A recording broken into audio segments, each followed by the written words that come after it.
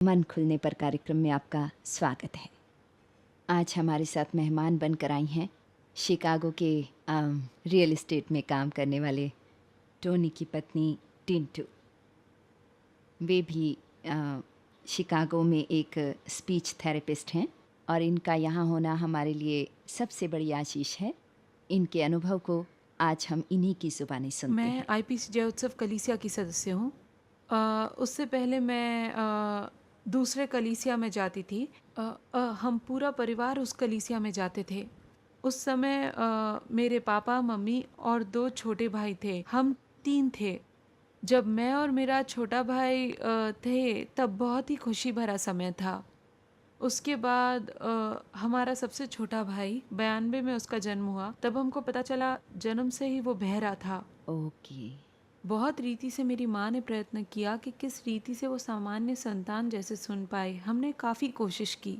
उस समय हमें पता चला कि 95% वो नहीं सुन सकता है। नस पर प्रभाव पड़ चुका था, ये मालूम हुआ। ईश्वर के अलावा और कोई उसे ठीक नहीं कर सकता, ये हम समझ गए। अच्छा। हमारे साधारण रीति रिवाज को छोड़कर अलग तरीके से प्रभु को ज्यादा ढूंढने लगे। ऐसे अलग अलग प्रार्थना में जाने लगे। उस समय में मुझे 12वीं के बाद कौन सी डिग्री किस कोर्स में जाना है कर कर सोच रही थी। तब इसे ऐसी समस्या है देखकर इसी क्षेत्र में जाने की इच्छा जगी और स्पीच थेरेपिस्ट बनने के लिए उसी कोर्स में गई।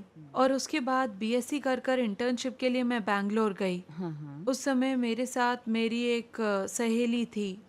उसके द्वारा दूसरे प्रकार की आराधना और बपतिस्मा उद्धार के बारे में ज़्यादा जानकारी मिली। तब से मैं उसके चर्च में जाने लगी।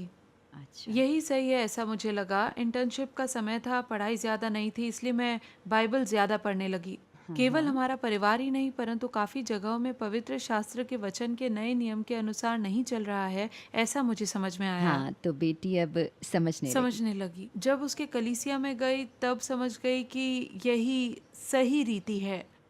तब पासवान से कहा कि मुझे उद्धार पाना है। पासवान ने उसके अनुसार वचन बताए। फिर उस समय मैंने उद्धार पाया है। मेरी माता जी से फ़ोन पर कहा कि मैंने उद्धार पाया है और मुझे बपतिस्मा यहीं पर लेनी सचमुच है। बहुत आसान है ना बेटी? हुँ, यीशु ने हमारे लिए सब कुछ कर दिया है। केवल विश्वास करने से, कबूलने से हमारा हाँ, उद्धार हो जाता है हाँ। ना? तब मम्मी ने कहा कि तुम तिरुवनंतपुरम आकर बपतिस्मा लेना, हम एक आराधना में जाते हैं ना वहीं पर। हाँ। तब यहाँ आकर बपतिस्मा लेना है, ऐसा निर्णय लिया। अच्छा। घर में केवल मम्मी को बताया और भाइयों से भी कहा। तब हुँ। मैं बपतिस्मा ले रही हूँ कर कर सुने। तब उन्होंने भी चाहा। फिर हम तीनों ने साथ में बपतिस्मा ली। ओके। पापा ये नहीं जानते थे, वे त्रिशूर के केएसईबी में काम कर रहे हुँ। थे। पापा जब वापस आए तब बहुत क्रोधित और दुखी हुए हमारे इस मार्ग को अपनाते हुए देखकर। अच्छा। मम्मी को अंदर से विश्वास था कि पापा जब उद्धार पाकर बपतिस्मा लेंगे तब वो भी बपतिस्मा लेंगी करके वो इंतजार कर रही थीं। अच्छा। ऐसे तो बहुत ही खुशी का समय था उन दिनों में मेरे लिए। हुँ। विश्वास में आकर बपतिस्मा लेने के बाद अ, मेरे जीवन में बहुत परेशानियां हुई। उस अच्छा। समय अग्नि में चलाना, इस रीति से अनुभव किया बहुत परिस्थितियों में। दिल ओके। में आ गया ऐसे बहुतों को कहते हुए सुना, लेकिन मेरे मन में उसे मैंने एहसास किया। ओह! उन समयों में परमेश्वर वचनों के द्वारा मुझे उसका बल देकर आगे बढ़ ऐसा कहा। अच्छा। बहुत स्त्रियों ने अच्छे अच्छे काम किए हैं परंतु तू सबों में श्रेष्ठ है। शोभा हुँ। तू झूठी है, सुंदरता व्यर्थ है। इन हुँ, वचनों को हुँ। मनन करके कमरे के अंदर बैठकर रो रो कर प्रार्थना करती थी। मम्मी को भी नहीं बताई ऐसी कई बातें। जब रोकर प्रार्थना करते समय परमेश्वर ने मेरे लिए ही लिखा है ऐसा मुझे दिखाई पड़ा। यही तो सबसे अच्छी बात है ना? हाँ, अग्नि से गुज़रने जैसी परीक्षाएँ हमारी भी होंगी, मगर परमेश्वर की संतान होने में और दूसरों में फ़र्क पता चलता है। हाँ, दुःख वो भी सहन करते हैं और हमें भी सहन करना पड़ता हाँ, है हाँ, दुनिया में, लेकिन अब हम किसी पर निर्भर कर सकते हैं, है ना? बिल्कुल। और ऐसे ही समय में परमेश्वर सबसे ज़्यादा हिम्मत देते हैं। तुमने भी महसूस किया होगा, है ना? बिल्कुल सही है। मम्मी को भी नहीं बता पाए, उस वक़्त सिर्फ़ मसीह ही जानते सही थे। है। अ, और एक वचन, जैसे आपकी आशा है, मैं तुम्हारे विषय जो विचार रखता हूँ वो हानि के लिए नहीं परंतु तुम्हारे लाभ के लिए हुँ। है। तब ऐसे वचनों ने मुझे काफ़ी हिम्मत दिलाई। जबकि आपको आशा की कोई उम्मीद ही नहीं थी। कोई भी उम्मीद नहीं थी। पर यही तो यीशु का शुभ भविष्य हाँ, है। यही है। तब मुझे इन मुसीबतों में से गुज़री तो भी शुभ भविष्य है, ऐसा मुझे स्थिर विश्वास रहा। फिर एक अवसर पर मैं प्रभु मुझे क्या बात करनी है, ऐसी एक परिस्थिति आई और एक विशेष व्यक्ति से मुझे बात करनी थी। तब यीशु मैं क्या बातें करूं, यीशु मुझे शक्ति देना, ऐसा मैं रोकर प्रार्थना करते वक्त मेरे इस बाजू में आकर बैठकर एक हुँ। रुई सी ओढ़नी मुझे उड़ाकर कहा, अच्छा, मैं तेरे साथ हूँ। तुम देखो, तुम अकेली नहीं हो, लेकिन कई बड़ी सेना को भरपूरी से तेरे लिए इकट्ठा किया है। ओह! कई सारे उज्जवल लोगों का दृश्य दिखाया, बहुत उज्जवल, वाह! रुई से भी कोमल ओढ़नी सा। मुझे सुकून से आराम अच्छा, मिला। इन अवस्थाओं में इन दर्शनों के द्वारा मुझे संभाल के स्वर्गदूत रखा। भी है ना? हाँ। कितने लोगों को समस्याएँ होती हैं पर कभी-कभी वो समझ नहीं पाते। परमेश्वर की उपस्थिति को वो अनजान ही रहते हैं। हम्म। मुझे अपने दर्शकों से बस यही कहना है कि इस दुनिया के सब दर्दों और कष्टों से हम सब गुजरते हैं, क्योंकि इस दुनिया में एक भी इंसान ऐसा नहीं जिससे कभी कोई दुख ना हुआ हो। टिंटू खास तौर से कहना नहीं चाहती है, लेकिन अपने जीवन में वो सचमुच बहुत मुश्किल दौर से गुजरी है। बहुत कष्ट सहे हैं उसने। वो उसने कहा था ना कि हृदय में आग में तपने जैसा है। बस इसी अवस्था का फर्क है परमेश्वर की संतान में और दूसरे लोगों में। यीशु वहाँ पर आते हैं। मैं कष्टों में निकट का सहायक ऐसे ही प्रभु ने नहीं कह डाला आपको। वो बाइबल में व्यर्थ में नहीं लिखा गया। मैं सबसे निकट का साथी हूँ, ऐसे दिव्य उपस्थिति से परमेश्वर ने इसे सुरक्षित किया। उनकी उपस्थिति के एहसास में शांति है, खुशी है, आनंद है, क्योंकि परमेश्वर स्वयं वहाँ उतर आते हैं। बाइबल पढ़ते वक्त इस बात का जिक्र आता है, अग्नि की ज्वाला में 3 नौजवान शद्रक, मेशक और अबेदनेगो थे। 3 लोग थे अग्नि की ज्वाला में, मगर चौथा व्यक्ति उतर आया वहाँ पर। जब एक परमेश्वर की संतान अग्नि से गुजरे तो वो उसे कभी अकेला छोड़ने वाले पिता नहीं, वो वहाँ स्वयं उतर आते हैं। और इतना ही नहीं, देवदूत वहाँ मौजूद होते हैं। कभी महसूस किया आपने कि इस समय भी हमें परमेश्वर के कई लोग सुन रहे हैं? आप भी इसी प्रकार की तकलीफ या दर्द से गुजरने वाले व्यक्ति होंगे। मैं क्या करूँ, मैं अकेला हूँ, कोई मेरे दुख में साथ नहीं, सब ने साथ छोड़ दिया, ये सब सोचते हैं क्या आप? नहीं, आप अकेले नहीं हैं। टिंटू के पास आए यीशु आपके साथ भी हैं। इसका मतलब यीशु आए यानी परमेश्वर की उपस्थिति है। हजारों हजारों लाखों लाखों स्वर्गदूत हैं। हम बाइबल में पढ़ते हैं, एलिया पर्वत में जो प्रार्थना कर रहा था तो उसके चेले ने आकर कहा कि सब कुछ खत्म हो गया है, सब कुछ खत्म हो गया है। वहां पर्वत के ऊपर एलिया को बताने लगा कि देखो, राजा की पूरी सेना ने घेर रखा है। तब परमेश्वर के दास ने और कुछ नहीं कहा, सिर्फ प्रार्थना की, प्रभु आप इस दास की आंखें खोल दो। और जब उसकी आंखें खुली तो क्या देखता है कि उस राजा की सेना से 10 गुना सैनिक, स्वर्गीय सैनिक, देवदूत, ये इतनी बड़ी संख्या में घोड़ों की सेना वहां आई है। कई बार हमारी आंखें बंद होने के कारण हम ये देख नहीं पाते। हो सकता है आप डरे हुए व्यक्ति हों, आप किसी बुरी अवस्था से गुजर रहे हों, डरते हो कि हे ईश्वर, मेरे भविष्य का क्या होगा, मैं इसका सामना कैसे करूं, ये सब सोचकर डरने वाले व्यक्ति होंगे आप।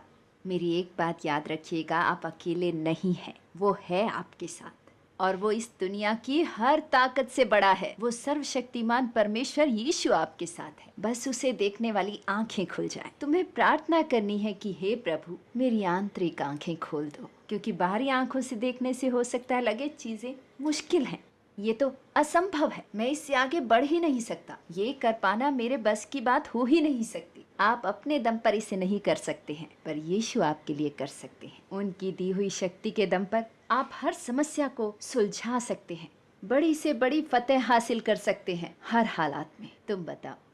मेरे ऐसे दुखी हालात से गुजरते समय पापा पर प्रभाव पड़ रहा था। पापा फिर विश्वास में आए और उन्हें बपतिस्मा लेने का मौका मिला। प्रभु ने भले के लिए किया है ना? हाँ। उसके बाद मैं प्रार्थना कर रही थी कि प्रभु, सबके सामने सज धज कर लड़की देखने आते समय खड़ा रहना वो मुझे पसंद नहीं, इसलिए परमेश्वर, आपने जिसको मेरे लिए नियुक्त किया उस विश्वासी जीवन साथी को मेरे सामने लेकर आइए। ऐसा मैं प्रार्थना करते समय मुझे एक स्वप्न दिखाया। स्वप्न में उसका चेहरा मुझे दिखाया। अच्छा। उसके बाद पहला लड़का जो मुझे देखने आया वो वही था। हाँ, तो बेटी को एकदम हाँ, साफ समझ यही आया। है ऐसा स्थिर विश्वास, और शादी हो गई। ऐसा हम बहुत खुशी से जी रहे थे। और उसके बाद तो हम तुम शादी होते ही शिकागो चली गई? नहीं नहीं 2011 में ही मुझे वहाँ जाने को हुआ। हाँ 2011 अक्टूबर में शिकागो हाँ। पहुंची। शिकागो में पहुंची तब भी परिपूर्ण स्वस्थ हम्म। लड़की थी, अच्छी सेहत थी। हाँ हाँ। लेकिन फरवरी 2012 फरवरी में मुझे ब्लीडिंग की बीमारी हम्म। शुरू हुई। उस समय हमने काफी डॉक्टरों को दिखाया। तब डॉक्टर ने कहा कि अमेरिकी मौसम में भारतीय मौसम से आप आने के अच्छा बदलाव के कारण शरीर में हार्मोनल बदलाव है।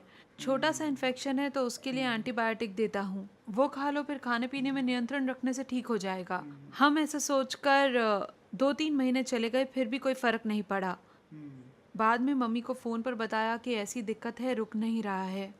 तब मम्मी ने चर्च के विश्वासियों और चर्च के स्त्रियों सबको बोलकर प्रार्थना अच्छा की।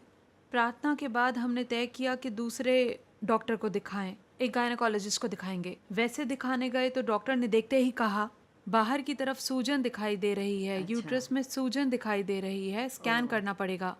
ऐसा अल्ट्रासाउंड स्कैन किया, उसके साथ ब्लड टेस्ट भी हुआ। अच्छा। इन दोनों का रिजल्ट अक्टूबर 22 को मिला। हम्म। वहां पर दरअसल सीधा पेशेंट को ही सब कुछ बता देते हैं। तब मुझको ही बुलाकर बताया, ओह टिंटू आपके दोनों ओवरी में गांठ है, एक 10 अच्छा। सेंटीमीटर और दूसरा 7 सेंटीमीटर बड़ा है। हम्म। इसे जल्दी हटाना है क्योंकि ब्लड टेस्ट के रिजल्ट के हिसाब से उसमें केवल पानी नहीं परंतु कैंसर का तत्व भी है। ओह इसलिए बिल्कुल देरी मत करो और तुरंत इलाज करो। हम्म। हमें बहुत दुख हुआ, कैंसर ये शब्द सुनते वो ही सुनते ही कोई भी हो हम्म। पल भर में यूं ही टूट जाता है। तब बिल्कुल। हम दोनों प्रार्थना करने लगे।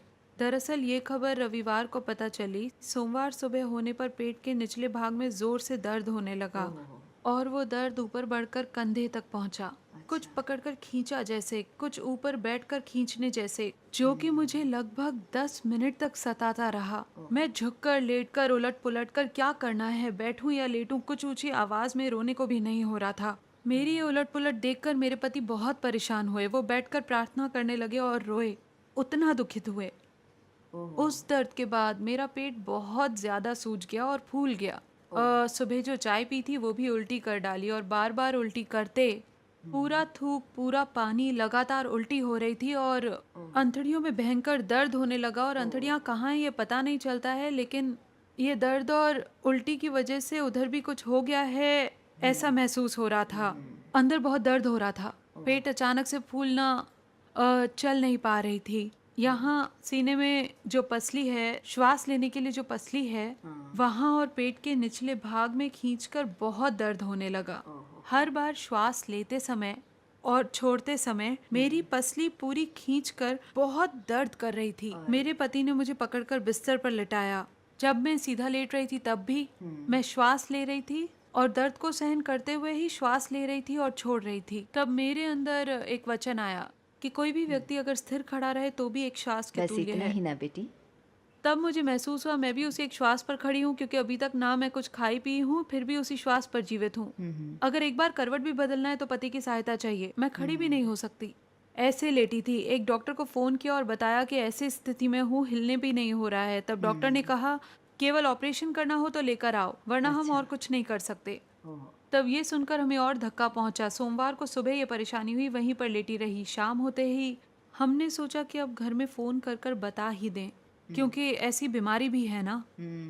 मैं बात नहीं कर सकती थी, फिर भी शाम को मैंने फोन किया। अच्छा, वहाँ सोमवार की शाम मतलब यहाँ मंगलवार की सुबह। हाँ। वैसे उस समय हमारे घर में बहनों की सभा की तैयारी चल रही थी। मैंने अच्छा फोन पर मम्मी को बताया कि मुझे कैंसर है, ऐसा डॉक्टर ने मुझसे कहा। मैं उस बात पर विश्वास नहीं कर रही हूँ, लेकिन मेरे शरीर में वेदना हो रही है, मुझे बिल्कुल यकीन नहीं है। तब मम्मी ने दृढ़ विश्वास से 2-3 वचन मुझे सुनाए। वो भी सुनकर मुझे बहुत हिम्मत मिली। मुझे समझ आया कि परमेश्वर की अनुमति अलावा कुछ जीवन में नहीं होता है, क्योंकि इससे पहले की चुनौतियों में भी यीशु की आश्चर्य कर्म ही थी। अब की बार में ये अधिक मात्रा में चुनौती परमेश्वर के ज्ञान के बगैर नहीं हो रही है। कुछ तो योजना जरूर है, ये पक्का था। मैं लेटी थी, परमेश्वर से प्रार्थना की, यीशु आपकी योजना मुझे इस पृथ्वी पर जीवित रखे, मुझे एक गवाह बनाकर खड़ा करना है तो तू मुझे तैयार कर, या फिर आप मुझे अपने पास बुलाना चाहते हैं तो उसके लिए तैयार कीजिए। इसलिए मैंने मेरी छोटी छोटी गलतियां छोटी नहीं बोल सकती, गलतियाँ गलत ही हैं, पाप ही हैं। वो सब गलतियाँ कबूल करने लगी, मेरी वो सोच, वो बातें, क्रोध की बातें, सब कुछ। मैं लेटकर यीशु को कबूल करने लगी। ऊपर की तैयारी हो रही थी। हाँ, तैयार हो रही थी। ऐसी प्रार्थना करते हुए लेटी रही, तब मेरे पति बहुत दुखी होकर अक्सर कहने लगे, मैं तुम्हें बचाना चाहता हूँ। ये बोलकर मुझे बचाने के लिए कुछ भी करने के लिए तैयार होकर यहाँ वहाँ दौड़ने लगे। उन्होंने दोस्तों को खबर किया। वो घर आकर मुझे मिलने लगे और वो लोग मुझे इस प्रकार हमदर्दी से देखने लगे कि मैं अभी मरने वाली हूँ। उन अच्छा। लोगों ने आकर मेरे लिए प्रार्थना की और खान पान दिया, लेकिन मैं खा नहीं पा रही थी और एक सप्ताह ऐसे ही पड़ी रही। इसी बीच मम्मी ने पासवान को फोन करके बताया और मम्मी ने मुझे हिम्मत तो बांधी, लेकिन उनके मन में भय था। पासवान को बताने के बाद पासवान और उनकी पत्नी ने घर आकर प्रार्थना की, हिम्मत दी। बहनों की सभा भी हुई। उसी समय मेरी जांच की रिपोर्ट को ईमेल के द्वारा मेरे पति ने वहां भेज दिया था। सभी लोग उस पर हाथ रखकर प्रार्थना करने लगे और पूरी सभा ही प्रार्थना करने लगी। जैसे कि शरीर के एक अंग को जब बीमारी हो जाए तो पूरे शरीर में दर्द होता है। वही तो वचन कहता है, सभा में सबके साथ मिलकर प्रार्थना करना बहुमूल्य है। एक मन के साथ प्रार्थना। वो लोग, उनको स्वयं दर्द है, ऐसी प्रार्थना करने लगे मेरे लिए। वो एक हफ्ते की प्रार्थना बड़ी सामर्थ्य के साथ समुद्र के उस पार मेरे शरीर में, मैं यहाँ उसे अनुभव कर पाई। तब मेरे पति ने निर्णय लिया कि भारत वापस जाएंगे। हमारे सब लोग वहीं हैं। वहाँ जाएंगे सोचकर वापस जाने के टिकट के इंतजाम में मेरे पति व्यस्त थे। इस दौरान मुझे बार बार ग्लूकोज का ट्यूब, एक छोटा सा ट्यूब खरीद कर मेरे मुंह में थोड़ा थोड़ा डाल कर देते थे। एक पेस्ट जैसा था जो मेरे मुंह में दबाकर डालते, जिसे मैं निगलती थी। वही मेरा भोजन था। भोजन इसके अलावा और कुछ नहीं। ना तो सूप, ना तो चावल का पानी मैं ले पाती, सब उल्टी कर देती। थोड़ा सा पानी लेती तो उल्टी हो जाती। कुछ तो पोषण शरीर में जाना था, इसलिए सिर्फ ग्लूकोज दिया जा रहा था। तुरंत हमने गांव के सभी रिश्तेदारों से कहा। गांव के अनेक चर्च को मेरे लिए प्रार्थना के निवेदन भेजे। जो मुझे पहचानते नहीं वो भी मेरे लिए प्रार्थना करें, ऐसी प्रभु ने कृपा की। कितना दुख होता है सुनकर। सिर्फ 26 साल की उम्र हो, नई नई शादी हुई है, किसी को भी सुनकर दुख होगा ही ना बेटी। एक आंटी ने मुझसे कहा, मैं प्रार्थना करके सो जाती, लेकिन आधी रात को मुझे नींद में से जगाकर टिंटू के लिए प्रार्थना कर, ऐसा प्रभु कहते थे। तब मुझे बहुत खुशी हुई कि यीशु, मेरे लिए प्रार्थना करने वाले इतनों को तूने तैयार किया। उसके लिए इतना बड़ा मैं क्या योग्य हूँ। वैसे वैसे वैसे एक हफ्ते में टिकट बुक किया गया और जल्दी यहाँ पर मैं आ पाई।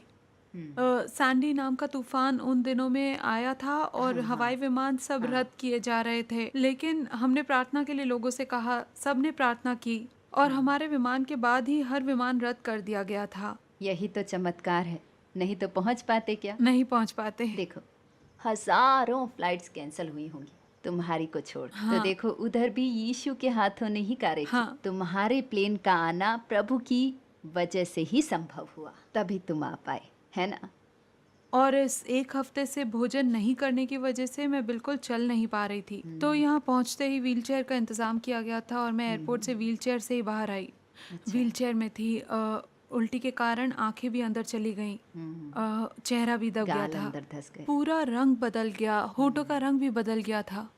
एक अलग सा रंग हो गया था। ये भी जब आईने में देखा तो मैं थोड़ी डर गई थी, लेकिन इसमें जरूर परमेश्वर की कुछ योजना है, मुझे इस बात का यकीन था। मैं वापस जब आई तब प्रभात का समय था। पासवान ने कहा, अस्पताल न जाकर सीधा घर पर आ जाओ। हम घर पहुंचे और पासवान और उनकी पत्नी ने आकर मेरे लिए प्रार्थना की। प्रार्थना के बाद पहली बार मैंने नाश्ता किया। तब तक उल्टी और कुछ खाया, वही चमत्कार था। क्या खाया था? क्या खाया? इडली खाई। अच्छा, कितनी खाई? इडली 3 खाई। ओह, यही चमत्कार है। ऐसे में खा पाई, उल्टी भी नहीं, दिक्कत भी नहीं हुई। यहाँ तक कि मेरे पति ने सफ़र में मैं ज़्यादा समय सोने के लिए और अधिक न खाने के लिए मुझे नींद की दवा देकर लेकर आए। इतना होने पर भी मैंने यहाँ आकर भोजन खाया और किम्स हॉस्पिटल में गई। अस्पताल गई तो विदेश में जो टेस्ट किए यहाँ पर भी वही दोहराए। चेक कर कर उन्होंने कहा कि इसमें कोई भी कैंसर वगैरह नहीं दिखाई दे रहा है। वाह, कितनी अद्भुत गवाही है ना? और आज अपने दर्शकों से भी मैं यही कहूँगी कि यीशु आज भी जीवित हैं। देखो, जिसका इलाज यहाँ नहीं हो सकता, ज़्यादा करके अमेरिका में उससे ही ले जाते हैं इलाज के लिए, क्योंकि वहाँ सब आधुनिक टेस्ट, चिकित्साएं उपलब्ध हैं, पर वहाँ के डॉक्टर भी कुछ नहीं कर सके। तो देखो इतनी बुरी हालत में ये लोग यहाँ आए, टिंटू को वापस इंडिया में लेकर आए।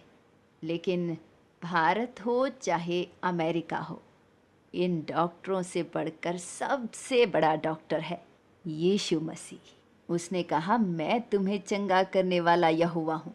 वो सबसे बड़ा डॉक्टर, चंगा करने में सर्वशक्तिमान, बिना किसी दवा के और बिना किसी इलाज के चंगा करने वाला यीशु आज भी जीवित है, और इसकी सबसे बड़ी गवाह है टिंटू। इसका मतलब इससे हमें ये समझना चाहिए कि परमेश्वर की इस बच्ची ने और कुछ नहीं किया, केवल यीशु पर हृदय से विश्वास किया और मुंह से कबूल किया। उसने माना कि यीशु ही उसके उद्धार करता है। ऐसे माने हुए प्रभु की संतान के लिए ही प्रभु उतर कर कार्य करते हैं। उसके जीवन में होने वाली वेदनाओं के बीच में प्रभु उतर आए। चाहे उस दिन के सारे प्लेन रद्द हो गए, पर टिंटू के प्लेन ने उड़ान भरी, बाकी सब प्लेन कैंसिल हो गए। मतलब आप सब कितने मूल्यवान हैं उनके लिए। क्या आप उस प्रभु की संतान हो या अभी तक उसकी संतान नहीं बने? सोचिए, आपको ये विशेष अधिकार नहीं चाहिए। आपको इसके लिए और कुछ नहीं करना, सिर्फ यीशु को हृदय से स्वीकार करना ही काफी है। यीशु की संतान बन गए तो आपके सब कार्यों को वो ही संभाल लेगा। हमारे लिए युद्ध करने वाला, प्रबंध करने वाला, हमारे लिए जीने वाला यही है ना। टिंटू का जीवन हमें यही सिखाता है ना, प्रार्थना। जब टिंटू ने फ़ोन करके अपनी मम्मी को बताया तो उसके घर में बहनों की प्रार्थना सभा चल रही थी। सब बहनें मिलकर प्रार्थना कर रही थी। पूरे कलीसिया ने इसकी जिम्मेदारी ली, एक मन के साथ प्रार्थना की।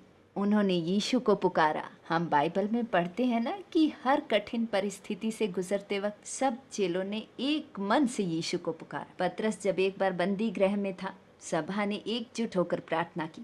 प्रार्थना के दौरान ही द्वार पर खटखट सुनाई दी। द्वार खुला तो स्वर्गदूत पतरस को पहला पहरेदार, दूसरा पहरेदार, तीसरा पहरेदार सब पार करवा के उठा कर लेकर आए। है ना, हो ही नहीं सकता कि प्रार्थना का जवाब न मिले। विश्वास रखिए। टिंटू ने कहा ना, आंसुओं के साथ प्रार्थना की। हमारा यीशु आंसुओं को देखकर मुंह फेरने वाला नहीं है। जहाँ कहीं एक बहन रोई है, वहाँ हमारा यीशु रुका है। आपकी ज़रूरत क्या है? एक अद्भुत चंगाई की गवाही हम सुन रहे थे, क्योंकि यीशु के कोड़े खाने से हमने चंगाई प्राप्त की। कोड़े जब यीशु ने खाए, उसमें सब बीमारियां, जैसे जुकाम से लेकर कैंसर तक की बीमारियां, यीशु ने उन सब को अपने ऊपर उठा लिया, हर बीमारी के दर्द को, केवल यीशु के नाम की महिमा के लिए। और यीशु आज भी जीवित है। ये बात संसार को बताने के लिए पवित्र आत्मा ने टिंटू को उसके हृदय में एक निश्चय दिया कि वो दूसरे लोगों के लिए गवाही बने। उसने कहा, अपने पास बुलाते हो तो शुद्धिकरण करो, और अगर यहाँ रखते हो तो क्या करना है? गवाह के मुझे लिए। गवाह बनाओ। मतलब आपके सामने बैठकर ये साक्षी बताने के लिए ही यीशु ने टिंटू को चंगाई दी। निश्चय ही प्रभु के प्रेम और प्रभु के बड़े हाथ ने इसमें काम किया और वो चंगी हुई। आज रात विमान से टिंटू वापस शिकागो लौट रही है। उससे पहले इस तरह यहाँ आकर अपनी गवाही बताना, ये सब परमेश्वर की परिपूर्ण योजना थी। कितने अद्भुत परमेश्वर हैं। हो सकता है आप भी किसी परीक्षा से गुजर रहे हों। डॉक्टर ने अभी आपको कैंसर बताया हो। शायद आप इस वक्त अस्पताल के किसी बिस्तर पर लेटे हों। टिंटू जैसे लेटी थी, बिस्तर में पड़े रहकर ना दाएं मुड़ सकती थी ना बाएं, सिर्फ अपने पति के सहारा देने पर ही मुड़ पाती थी। खाना भी नहीं खा पाते होंगे, सिर्फ ग्लूकोज ड्रिप डालकर उल्टी करने वाले व्यक्ति होंगे। बीमारी और नतीजा लिखा होगा, किसी से कोई उम्मीद नहीं है, निर्भर रहकर आगे जीने के लिए कुछ नहीं है, ऐसा बोलने वाले व्यक्ति होंगे। लेकिन देखिए, एकदम स्वस्थ बैठी इस टिंटू को ये अपनी गवाही आपके साथ बांट रही है। आपके जीवन में भी ये संभव हो सकता है। क्या आप यीशु पर विश्वास कर सकते हैं? क्या आप अपना बोझ यीशु को दे सकते हैं? संकट के समय तुम प्रभु को पुकारो। जब तुम उसे पुकारोगे तो वो ज़रूर तुम्हें उत्तर देगा। लेकिन किसको उत्तर देगा? जो उसकी छाया में बैठता है, जो उस सर्वशक्तिमान की शरण में रहता है, वो उसे उत्तर देता है। और यदि आप अभी तक उस सर्वशक्तिमान की छाया में नहीं आए हैं, तो यीशु अभी तक आपके हृदय में नहीं आए हैं। तो यदि आप वेदना के साथ गिड़गिड़ा कर रो रहे हैं, तो इस समय आपको रोना नहीं है, केवल प्रार्थना करनी है। टिंटू को बचाने वाले यीशु, आप आज भी जीवित हैं। मेरे हृदय में आकर वास कीजिए। मुझे भी अपनी संतान बनाइए। इतने बुरे समय में, इतनी पीड़ा में, मृत्यु का सामना करने जैसी बुरी अवस्था में टिंटू को चंगा किया यीशु, मुझे भी चंगा करो। केवल यही एक प्रार्थना आप करेंगे। वो ठीक एकदम आपके सामने है। वो आपसे प्यार करता है, आपको चंगा करना चाहता है। प्रेम के स्नेहदीप, आपसे प्यार करने वाले यीशु के पास आपको प्रेम से बुलाते हुए मैं आपसे विदा लेती हूँ।